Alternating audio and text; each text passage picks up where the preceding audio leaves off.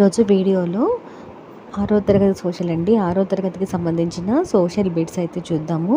అయితే సోషల్‌లో 6వ తరగతికి సంబంధించి ఫస్ట్ లెసన్ సౌర కుటుంబానికి సంబంధించి చూద్దాం. మినిమమ్ మనకి ఇందులో అటు ఇటుకు ఒక 50 క్వెషన్ల దాకా కవర్ అవుతాయండి. సో చూద్దాము, మనకి ఈజీగా ఉపయోగపడుతుంది. డిఎస్సి అండ్ టెట్ ఇంకా లెసన్ మొత్తం అయితే ఉన్నట్టే లెక్క. సో ఒకసారి చూస్తూ ఉండండి, మీకు అర్థమవుతుంది. వీడియోలోకి వెళ్తే సూర్యుడు, చంద్రుడు, ఆకాశంలో కనిపించేటువంటి అన్ని వస్తువులని ఏమని అంటారు అని చెప్పి ఇచ్చాడు.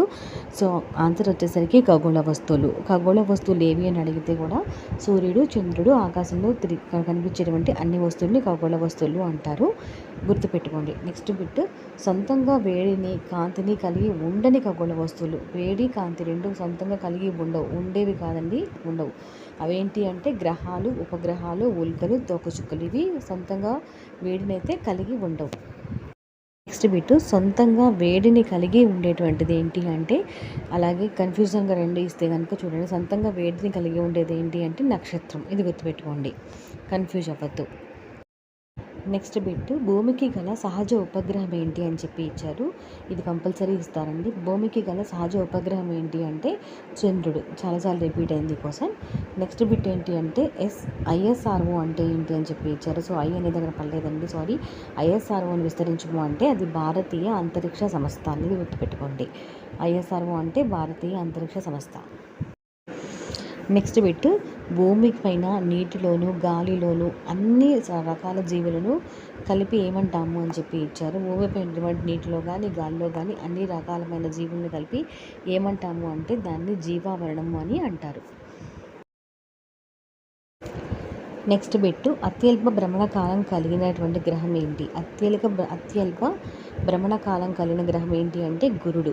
ఆన్సర్ గురుడు. నెక్స్ట్ ఏంటి అంటే ఒకే భ్రమణ కాలం కలిగి ఉన్న రెండు గ్రహాలు. ఇలా కూడా ఇస్తారు.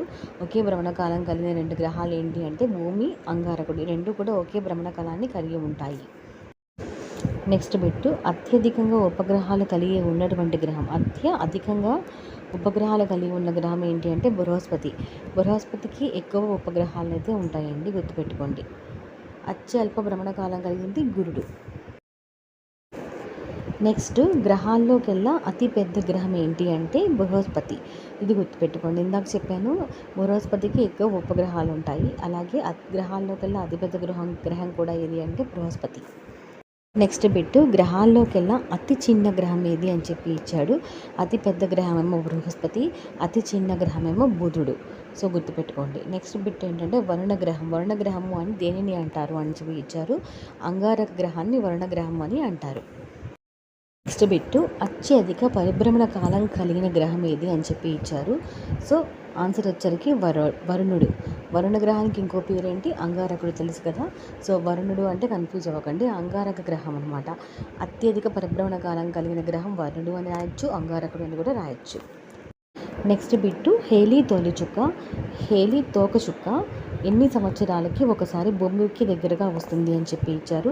హేలీ తోకచుక్క భూమికి దగ్గరగా ప్రతి 76 సంవత్సరాలకి వస్తుందండి. ప్రతి 76 సంవత్సరాలకి హేలీ తోకచుక్క మనకి భూమికి చాలా దగ్గరగా వస్తుంది. నెక్స్ట్ బిట్టు, భారతదేశంలో అంతరిక్షంలో ఉపగ్రహాలకు ప్రవేశపెట్టేటువంటి సంస్థ ఏంటి అంటే భారతదేశంలో అంతరిక్షాలు ప్రవేశపెట్టేటువంటి సంస్థ ఏంటి అంటే ఐఎస్ఆర్ఓ, భారతీయ అంతరిక్ష పరిశోధనా సంస్థ. నెక్స్ట్ బిట్, నీలి గ్రహము అని దేన్ని పిలుస్తారు? భూమి. ఆన్సర్ భూమి అండి. భూమికి గల మరొక పేరు ఏంటి అంటే నీలి గ్రహం. నెక్స్ట్ ఇంకో బిట్, చంద్రుని వ్యాసము భూమి వ్యాసంలో ఎన్నో వంతు ఉంటుంది అని చెప్పి ఇచ్చారు. చంద్రుని వ్యాసం భూమి వ్యాసంలో 4వ వంతు ఉంటుందండి. ఆన్సర్ 4వ వంతు. భూమి చుట్టూ విస్తరించి ఉన్న గాలి పొరను ఏమంటారు? నెక్స్ట్ బిట్, భూమి చుట్టూ ఉన్న గాలి పొరను ఏమంటారు అంటే వాతావరణము అని అంటారు. బిట్, గ్రహశకలాలు ఈ రెండు గ్రహాల మధ్య ఉన్నాయి అని చెప్పి ఇచ్చారు. ఏ రెండు గ్రహాల మధ్య గ్రహశకలాలు ఉన్నాయి అంటే అంగారకుడు మరియు బృహస్పతి. ఈ రెండు గ్రహాల మధ్య గ్రహశకలాలు అయితే ఉన్నాయి. నెక్స్ట్ బిట్ ఏంటి? చంద్రుని ఉపరితలంపై అడుగుపెట్టిన మొదటి వ్యక్తి. ఇది ఇస్తాడంటే చంద్రుని ఉపరితలంపై అడుగుపెట్టిన మొదటి వ్యక్తి ఎవరు అంటే నీల్ ఆర్మ్స్ట్రాంగ్. నెక్స్ట్ బిట్, చంద్రుడు భూమి చుట్టూ ఒకసారి తిరగడానికి ఎన్ని రోజులు పడుతుంది? చంద్రుడు భూమి చుట్టూ ఒకసారి తిరగడానికి 27 రోజులు పడుతుంది. గుర్తుపెట్టుకోండి, ఎన్ని రోజులు అంటే 27 రోజులు.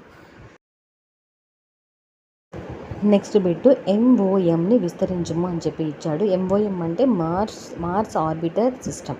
ఎంఓఎం అంటే ఏంటి అంటే మార్స్ ఆర్బిటర్ సిస్టమ్, గుర్తుపెట్టుకోండి. నెక్స్ట్ బిట్ హేలీ తోకచుక్కను మనం ఏ సంవత్సరంలో చూస్తాము? 2061 సంవత్సరంలో అయితే మనం చూడొచ్చండి. చెప్పాను కదా ఇందాక, హేలీ తోకచుక్క ప్రతి ఎన్ని సంవత్సరాలకు వస్తుంది అంటే 76 సంవత్సరాలకి భూమికి దగ్గరగా వస్తుంది. మళ్ళీ ఎప్పుడు వస్తుంది అంటే 2061 అయితే మనం చూడొచ్చు. నెక్స్ట్ బిట్ భూమి నుంచి చంద్రుడి దూరం సుమారు ఎన్ని కిలోమీటర్లు? భూమి నుంచి చంద్రుడికి గల దూరం ఎన్ని కిలోమీటర్లు అంటే 3,84,000 కిలోమీటర్లు. గుర్తుపెట్టుకోండి, 3,84,000 కిలోమీటర్లు. నెక్స్ట్ బిట్ 7 నక్షత్రాల సమూహాన్ని ఏమని పిలుస్తారు అని చెప్పి ఇచ్చారు. 7 నక్షత్రాల సమూహాన్ని సప్తర్షి అని పిలుస్తారండి, గుర్తుపెట్టుకోండి. నెక్స్ట్ బిట్ సౌర కుటుంబంలో సభ్యత్వం లేనిది ఏంటి, సభ్యుడు కానిది ఏంటి అంటే పాలపుంత సౌర కుటుంబంలో సభ్యుడు కాదు. నెక్స్ట్ బిట్ చంద్రుని పైన మానవుడు అడుగుపెట్టిన రోజు ఏంటి అంటే జూలై 21, 1969. నెక్స్ట్ బిట్ ఉపగ్రహాలు లేని గ్రహాలు ఏంటి? ఉపగ్రహాలు లేని గ్రహాలు బుధుడు అలాగే శుక్రుడు. బుధుడు శుక్రుడు రెండు కూడా ఉపగ్రహాలు లేవు. అతి చిన్న గ్రహం ఏది అని చెప్పాను కదా, సో అది బుధుడు అని చెప్పి మీకు ఆల్రెడీ క్వశ్చన్ అయితే ఇచ్చానండి. నెక్స్ట్ బిట్ ఏంటి అంటే వాతావరణంలో ఆక్సిజన్ పర్సెంటేజ్ ఎంత? వాతావరణంలో ఆక్సిజన్ పర్సెంటేజ్ 21% అండి. నెక్స్ట్ బిట్ సూర్యుని కాంతి భూమిని చేరుకోవడానికి ఎంత సమయం పడుతుంది? సూర్యుని కాంతి భూమిని చేరుకోవడానికి 8 నిమిషాలు పడుతుందండి. ఈ బిట్ చాలాసార్లు రిపీట్ అయింది, ఒకసారి గుర్తుపెట్టుకోండి. సూర్యుని కాంతి భూమిని చేరుకోవడానికి 8 నిమిషాల కాలం పడుతుంది. ఈ బిట్టు జీవులు జీవించడానికి అత్యంత అనుకూలమైనటువంటి గ్రహం ఏది అని చెప్పి ఇచ్చారు. సో జీవులు జీవించడానికి అత్యంత అనుకూలమైన గ్రహం భూమి. నెక్స్ట్ బిట్టు మనం నివసిస్తున్నటువంటి భూమి సూర్యుని నుంచి ఎన్నవది, అలాగే పరిమాణంలో ఎన్నవది అన్నాడు. సూర్యుని నుంచి మనం నివసిస్తున్న భూమి అయితే మూడవది, అలాగే పరిమాణంలో మాత్రం 5వది.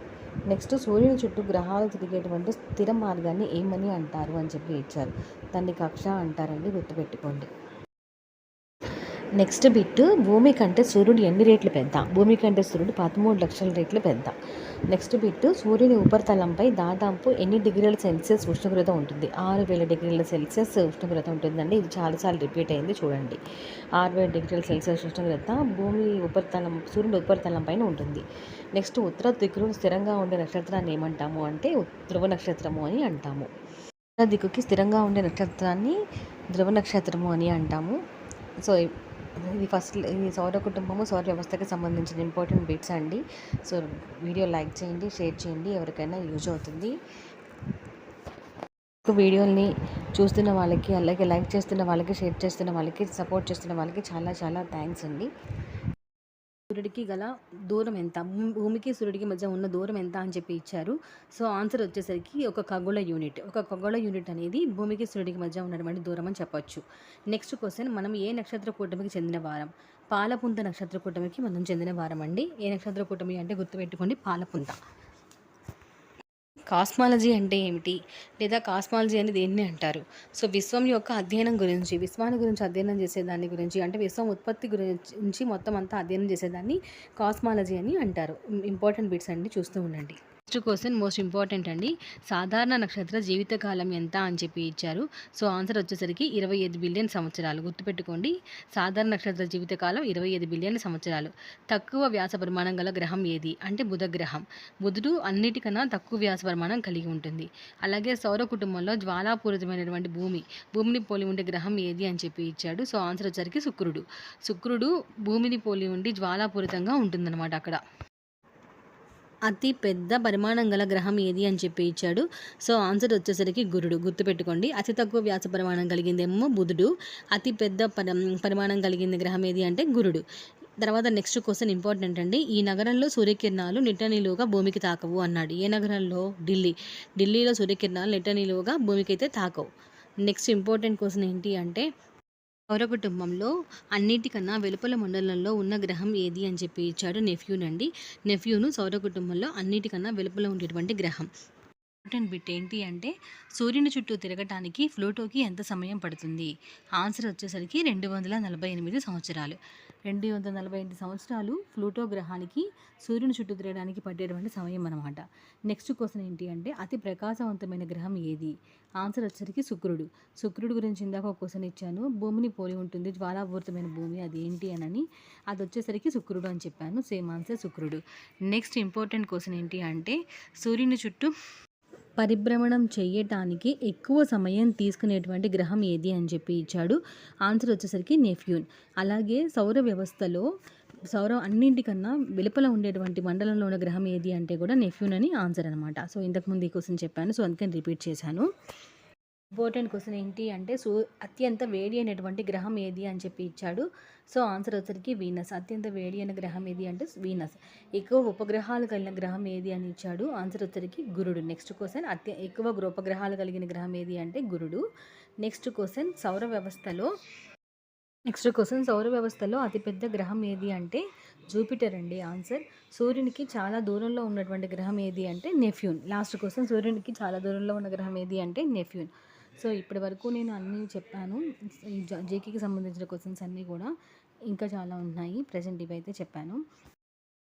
ఎవరికైనా యూజ్ అవుతాయేమో షేర్ చేయండి, యూజ్ అవుతాయి.